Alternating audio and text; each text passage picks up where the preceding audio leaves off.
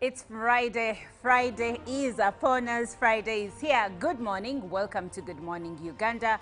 My name is Olive Monica Najuma. Today on Friday, I'm standing in for Jerome Paul Sonko because he's usually the one that takes us through the Friday mornings. He'll be joining us a bit later on.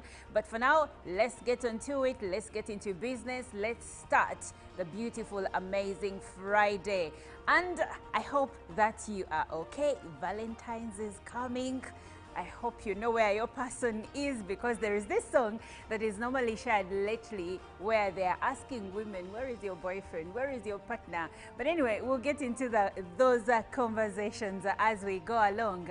For me, the most exciting news that I learned yesterday was that His Excellency Yoweri Kaguta Museveni appointed Judge Flavian Nzeija as Deputy Chief Justice. I'm very sure he's getting into the weekend very happy, very excited, because he's now going to be deputizing Alphonse Owini Dolo, who is the Chief Justice right now. So Flavian Nzeija will be the Deputy Chief, or is the Deputy Chief Justice, this according to, I think that's a promotion by the President of the country. My name is Olive Monica Najuma, and in Studio A with me today is Chirabo Robert Nyonyintana. Good morning, Chirabo. Good morning. How are you? I have your smile this morning. Thank you. And the looks as well. Thank you. Looking at you, wow. It's interesting working with a beautiful lady on set every morning. You know, there's that excitement that comes along when also she's very smart. The only thing that she started with Valentine's now, for most men, Valentine's is a nightmare because the math may not math up. Then sometimes balancing the boat is also another issue. You're expected there, you're expected here, you know. Then sometimes phones have to go off for security purposes. Phones have to go off for journalistic purposes. You have to be in so many places. So Valentine is not as sweet as it should be. Did you just put journalistic purposes and Valentine's in the same line? Explain yourself, Chirabo. Journalistic purposes, you must be moving around to see how different people celebrated Valentine. So someone may want you to be with them, yet actually you have the official, an assignment. Yes, now. Why do I feel like you're trying to create a soft landing ground for yourself? No. Because at the end of the day, people want to see on TV how celebrated Valentine. Now, if you have a husband who is a journalist, believe you me, he may have to go and find out, get these interesting stories. So excuse and be understanding. Ladies, if your husband has always been reporting on matters politics, matters parliament, and he suddenly says he's going to report on Valentine's Day, he's lying. Hey, Monica, I thought you were friends. No, I am a lady, and today I'm standing in for the sisters. Also, news coming in is, should we call it news? Pastor Martin Semper did make a suggestion that polygamy should be considered under Christian marriages. According to Pastor Martin Semper, why should someone be regarded unchristian just because they have more than one wife? That's a conversation we'll be having later on with Pastor Martin Semper. Pastor Martin Semper. But also yesterday, Parliament was very interesting. Now, the Constitution of Uganda gives Parliament to come up with these rules and procedures. So the Committee on Rules and Procedures came up with a report, and the chairperson, Honorable Kamuntu, came on the floor. And some of the issues that arose, one, and I found very interesting, was the dress code of members of Parliament. Now, are you aware that some members of Parliament want to come to Parliament dressed in any way? Now, when do they know that they are honorables? And now, because you're an honorable, there is a way you're supposed to present yourself? Now, Honorable Betty Bachireke Namboze said, you should know, dress code shouldn't matter, but the content that comes out of someone. So, you saying for men, if you must have a tie, you must have a suit, that's, you know, you can dress that and you don't even benefiting your constituency. Okay, let's have an open mind for 1 minute maybe. What do they want to wear? I don't know. Because some were saying traditional, but the committee said when they talked about accepting traditional wear, some would come anyhow, sandals, and one would tell you, for us in my culture, this is what we dress, which wasn't still appropriate for Parliament. So for them, leave them to put on whatever they want. You see, our traditional wear is not that diverse, and for the most part, it is supposed to stay traditional wear. Because I honestly can't imagine members of Parliament showing up in Parliament in tunics or what some we call kanzu. Okay, it takes the purpose. Also, shouldn't we be using our traditional wear in moments where it matters? For women, I think it's easier because even if you're not wearing, let's say, a gomesi, you can wear a kitenji, and I think they're already doing that. For men, that's where I'm having a challenge, because what are you going to wear? What traditional and don't forget, some of our traditional wear shows some flesh. Exactly. For the women and also for the men. Now, if you have a well-embodied man come to Parliament in a traditional wear, with us, the media, for journalistic purposes, even the debating itself may have issues. And Olive coming, if she's coming from a certain part of this country and she's showing some flesh, many people may not concentrate on the discussions at hand, but rather the member of Parliament.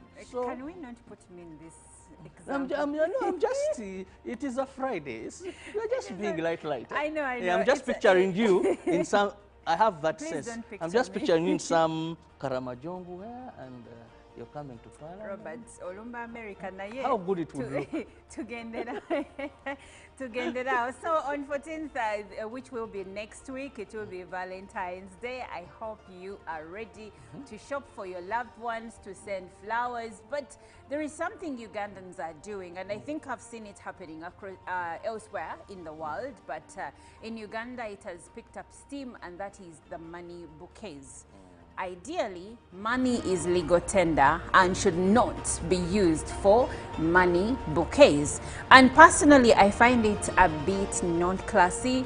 My view is that if you must give someone money, buy the flowers, put an envelope of the money somewhere within the flowers. That's what's classy. So but you had saved us. I think that's gifts you should not give. When money. you're gifting travel, and this goes to the gentlemen right now, if you're planning for next week, when you're gifting, please don't just send flowers. Put chocolate, add money, add other gifts. You see, the best gift, men, I want to tell you this Valentine, is a Bible or a Quran. What if I have them? Still, They are good gifts, do we give you but what if I gifts have because them? you don't have them? Yeah, you have Only to. if I can give you a car when you have a car, because Right. those are the nature of gifts I give. You know? If I have a Subaru and you upgrade me to a Mercedes, thank you very much. I love the gift. I can even give you a VT. Still, it's a car. So we don't give what you don't Robert, have. you do not demote, you upgrade. That's what we are saying Yes, today. if you had a good news version, I'll give you an NIV version. Still, it's upgrading. Robert Chirabo Nyonyintono, please tell us what we have in the news today, because I think we are not going to agree on the gifts.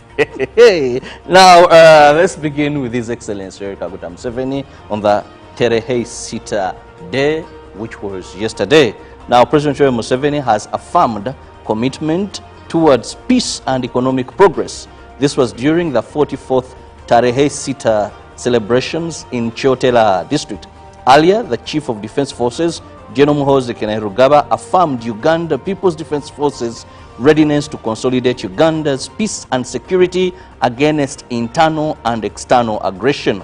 Muhoozi also cited the specifications of Somalia, Karamoja, and weakening of ADF as key achievements of UPDF in keeping Uganda peaceful and beyond borders. The Deputy Speaker of Parliament, Thomas Tayebwa, has urged the Asian community in Uganda to encourage more Indian nationals to visit the country. Tayebwa made this appeal while speaking at the 10th Indian Business Forum Uganda held in Kampala. Tayebwa also emphasized Uganda's fertile agricultural land and called upon the Indian community to consider investing further in this sector. Trade between Uganda and India has grown steadily, rising from $800 in 2021 to $940 million in 2023. However, the Director General of the Indian Business Forum, Raj Kumar, believes Uganda has the potential to increase its exports to India, especially in value-added agricultural products. The State Minister for Investment, Evelyn Anite, who also attended the event, shared advice with Ugandans on how to succeed in business, drawing lessons from the Indian business community. Business tycoon Sudhir Pareya was honored with a Lifetime Achievement Award for his contribution to Uganda's business sector. He also shared insight on how to thrive in business. Still on the local scene, the construction of the long-awaited standard gauge railway begins next month without fail. Works and Transport Minister General Katumba Edward Wamala also briefed the Prime Minister Robert Nabanja on the project's progress. The government awarded the contract to Turkish firm Mackenzie, currently building a similar railway from Dar es Salaam to Mwanza in Tanzania. According to Finance Ministry officials, Moses Kagwa, funding has been secured from the development partners with a $2.7 million fund allocated for the 4-year project. And finally, from the local scene, the Minister for Justice and Constitutional Affairs, Norbert Mao, has informed Parliament that the deadline for the voter update exercise remains 4th February. However, an extension may be considered if the exercise is not completed by date. While presenting a statement on the voter update exercise on the floor of Parliament and responding to the report from the Legal Committee as directed by the Deputy Speaker Thomas Tayebwa, Mao stated that the Electoral Commission, EC, will implement the recommendations in the report to its fullest extent possible. The Deputy Speaker of Parliament also noted that the recommendations from the Legal Committee regarding the ongoing voter registration exercise contravene Article 62 of the Constitution, which affirms the independence of the Electoral Commission. As a result, the report was not adopted, but was instead forwarded to the Electoral Commission. Tayebwa ruled that the Minister for Justice, Norbert Mao, should address Parliament on the ongoing voter verification exercise. The report from the Sectorial Committee on Legal and Parliamentary Affairs recommended that the Electoral Commission consider extending the deadline for the voter verification exercise due to challenges encountered in the process. According to the Electoral Commission, only 2,703 biometric enrollment kits were deployed for the exercise instead of the required 5,000. Many of these kits are outdated and prone to frequent breakdowns, hindering the smooth execution of the voter registration. Now, as we move on, President Donald Trump has signed an executive order sanctioning the International Criminal Court, accusing it of illegitimate and baseless actions targeting America and our close ally, Israel. The measure places financial and visa restrictions on individuals and their families who assist in ICC investigations of American citizens or allies. Trump signed the measure as Israeli Prime Minister Benjamin Netanyahu was visiting Washington. Last November, the ICC issued an arrest warrant for Netanyahu over alleged war crimes in Gaza, which Israel denies. The ICC also issued a warrant for a Hamas commander. A White House fact sheet circulated Thursday accused the Hague-based ICC of creating a shameful moral equivalence between Hamas and Israel by issuing the warrants at the same time. Trump's executive order said the ICC's recent actions set a dangerous precedent that endangered Americans by exposing them to harassment, abuse, and possible arrest. In more news, United States President Donald Trump has announced the creation of a task force aimed at eradicating what he called an anti-Christian bias within the federal government. Trump made the announcement on Thursday at the National Prayer Breakfast in Washington, D.C., an annual event that brings together religious groups with government leaders. During his speech, Trump said that he would sign an executive order later in the day and appoint U.S. Attorney General Pam Bondi to lead the effort. He also pointed to several government agencies that may be scrutinized under the effort, including the Department of Justice and the Internal Revenue Service. The mission of this task force will be to immediately hold all forms of anti-Christian targeting and discrimination within the federal government, including at the DOJ, which was absolutely terrible, the IRS, the FBI, and other agencies, Trump said. And lastly, a military court in the Democratic Republic of Congo has issued an international arrest warrant for the leader of the Congo River Alliance, which includes the M23, for war crimes and treason. State media reported on Thursday that the warrant was issued on Tuesday against Corneille Nangaa for massacres it claimed he committed in eastern DRC's North Kivu and more recently in South Kivu regions, constituting a crime under Congolese legislation as well as international law. The court has ordered Nangaa to be arrested wherever he may be found and brought to Congolese territory.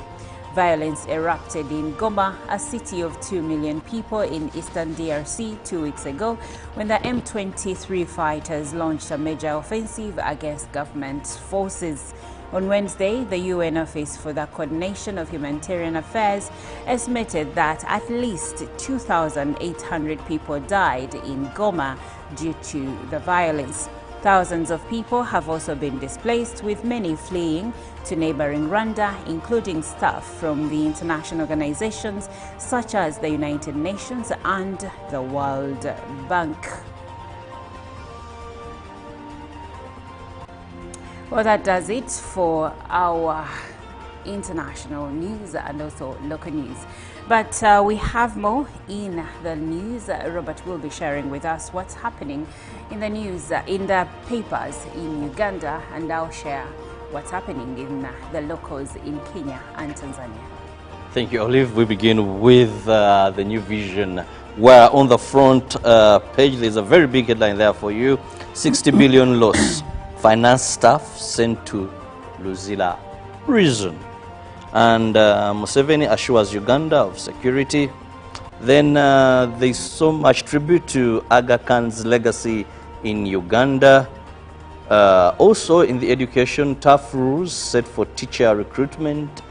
And still the New Vision talks about the appointment of the Deputy Chief Justice. Now we have a new Deputy Chief Justice who is going to take over. So the judiciary is ready to welcome that. Now we move to the Daily Monitor. Still a big headline there: Aga Khan's footprints in Uganda. The various businesses that the Aga Khan owned in Uganda. The scoop has so much regarding Shadrach on money, fame and drugs. But also we have the Supreme Court ruling shocked me, says General Muhoozi. Still, usually the Lizard has his own analysis here, and the Lizard, like father, like son, talking about the Supreme Court ruling that shocked me by the CDF, General Muhoozi Kainerugaba. Now, there are also some jobs for you in the Daily Monitor as well. Well, now we move on to the Daily Nation in Kenya, which says secret keepers of Ruto, Kenyatta, Moi empires. And they say they are reclusive and their job descriptions require them to remain discreet in both their professional and personal lives, lest they attract unwarranted attention to their employers' affairs. And yet, they hold the keys to investment vehicles with assets and cash worth billions for some of East Africa's wealthiest and most politically influential families, along with business, as well as domestic secrets that keep the multi-billion shillings empires raving meet the trusted confidence of Kenya's foremost political families. You'll find the details of that story in the Daily Nation, which also reports that 16 billion Kenya shillings looted through ghost workers in counties. This according to an audit. And still they have a pictorial of Aga Khan, a lifetime of service, 1936-2025. Aga Khan's funeral set for tomorrow. The funeral ceremony for His Highness Prince Karim Al Hussein Aga Khan IV will take place tomorrow at the Ismaili Center in Lisbon, Portugal. And the ceremony will start at 11 a.m. and will only be open to invited guests, including members of the Aga Khan family, leaders of the global Ismaili community and the Aga Khan Development Network, international dignitaries, officials of the Portuguese government, and state authorities. Still in the Daily Nation, U.S. firm to raise $129 billion locally for Mombasa Expressway. That is in the Daily Nation. Now moving on to Tanzania, with the Citizen, government affirms bought gold reserves as strategic assets. Both Governor Emmanuel Tutuba says the central bank retains gold as a strategic asset rather than one for immediate sale, and ensures that the contents of its reserves are certified by an accredited refinery. Still in the Citizen, former MCL leaders speak out on the legacy of Aga Khan IV. Why smart classrooms have a crucial role in digital transformation. More on that in the Daily Nation. Now we also have the Uganda Gazette, and here the details include the contents in the Uganda Gazette today. The Commissioner for the Oaths, the Marriage Act notices, the Mining and Minerals Act notices, the Policy Direction notices, among others. And the Commissioners for Oaths Advocates Act Commission notice reads to all to whom these presents may come greetings. Be it known that on the 13th day of September 2024, Naiga Elizabeth Wamala, an advocate of the High Court, has been appointed to be a Commissioner for Oaths under the above-mentioned Act for so long as she continues to practice as such advocate, and the commission is not revoked. And this is signed by Alphonse Chigamoy Owini Dolo, the Chief Justice. And also the Commissioners for Oaths Act says to all whom this may present, be it known that on the 5th day of December 2024, Buiza Doreen, an advocate of the High Court, has been appointed to be a Commissioner for Oaths under the above-mentioned Act for so long as she continues to practice as such advocate at the Commission, and the Commission is not revoked. Still signed by the Chief Justice Alphonse Owini Dolo. The same goes to all to whom these notices may come greetings. Be it known that on the 30th day of January 2025, Muzaffaru Abu Baker, an advocate of the High Court, has been appointed to be a Commissioner for Oaths under the above-mentioned Act for so long as he continues to practice and as such advocate, and the commission is not revoked. Signed by the Chief Justice Alphonse Owini Dolo. Well, we have so much more beautiful and interesting conversations coming your way today on Good Morning Uganda. We have Pastor Martin Semper arguing that polygamy should be considered as part of Christian marriages. Join the conversation and let's have this. Live from UBC Studios in Kampala, this is Good Morning Uganda. Good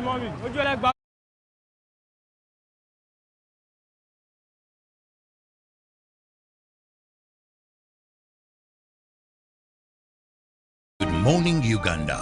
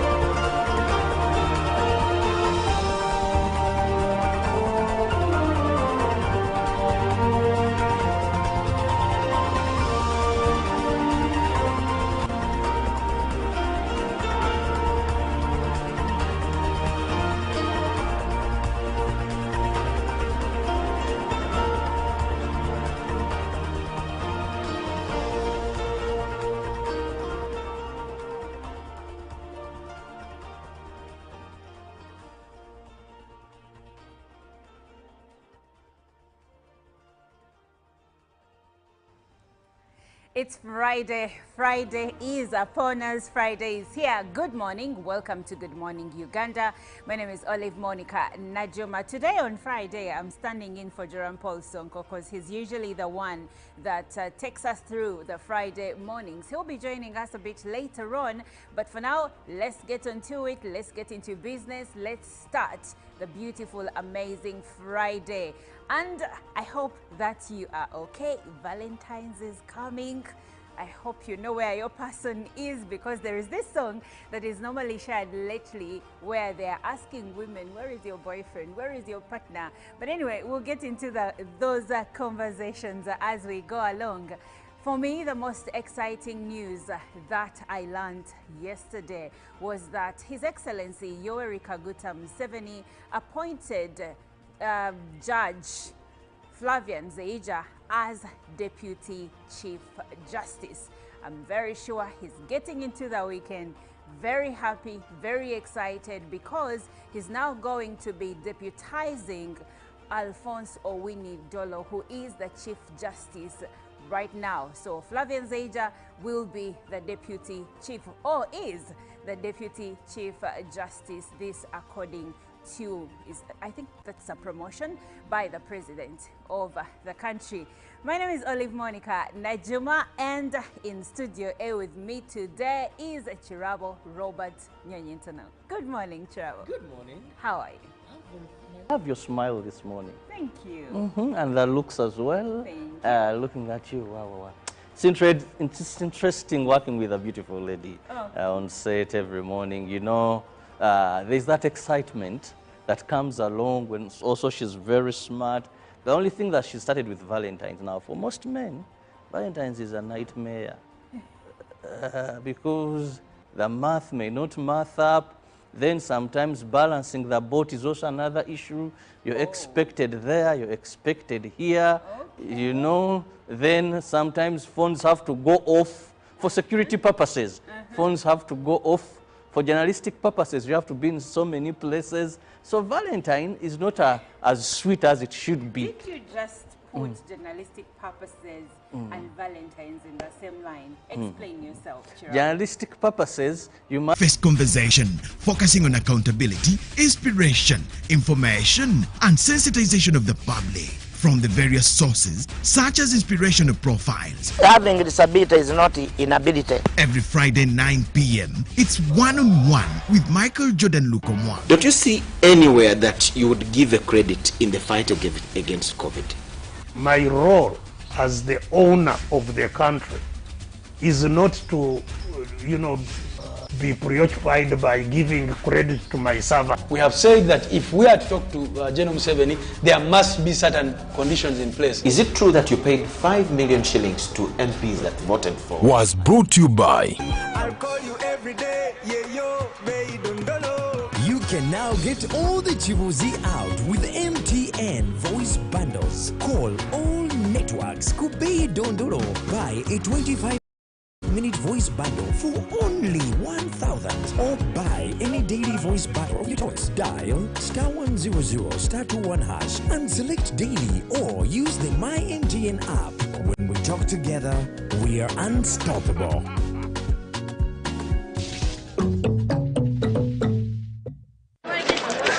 Juko. Yo.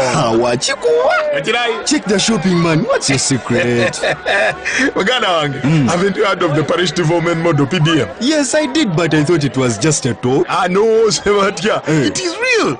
I and a few friends together formed a circle, accessed money from the PDM, invested in a portrait project, and now things are moving. Juko. I thought I was one of your friends. You are. But you left me behind. I didn't leave you in poverty. What you do, just visit your LC2 chairperson and your parish chief and start the process of economic transformation. Just like that. The parish development model is an initiative from the government of Uganda through the Ministry of Local Government designed to transform all lives of Ugandans for the better. PDM, my parish, my development, my life. In a nation hungry for truth, a world where every story matters, there exists a beacon of trust and reliability. For decades, they've been our voice and our window to the world, holding the mirror of our history. With 4 TV stations and 11 radio channels spanning 27 languages, they stand as guardians of information, defenders of truth. With Mascari Heritage Advantage, they uphold every citizen's right to reliable and free information. Their archive stories shaped our past and illuminate our present. Yet now, as new challenges arise and the world evolves, their mission faces its greatest test yet. Be part of our journey and let's navigate the unknown, uncover the untold, and safeguard our future together. Tune into your public broadcaster, for it is the intersection of trust and truth. Because to UBC, your story, every story, and every voice matters. UBC, inspiring Uganda.